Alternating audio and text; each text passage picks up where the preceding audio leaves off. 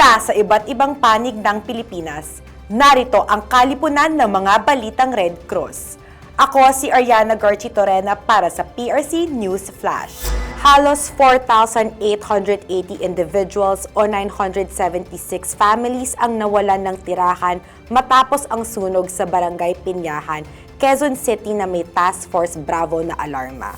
Mabilis na kumalat ang apoy sa Nia Road dahil sa mga bahay na yari sa magagaan na materyales at pinalakas pa ng hangin.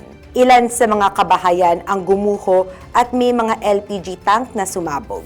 Agad namang rumusponde ang Philippine Red Cross at iba pang ahensya upang magbigay ng tulong sa mga naapektuhan mula March 6 hanggang 13, 2026. Umabot sa 3,641 na hot meals ang naipamahagi habang 1,229 na pamilya ang nabigyan ng tinapay.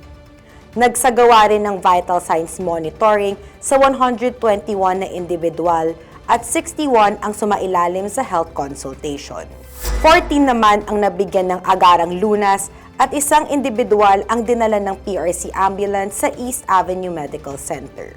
Isinagawa rin ang health lectures para sa 318 na katao at hand-washing sessions na nilahukan ng 21 na individual.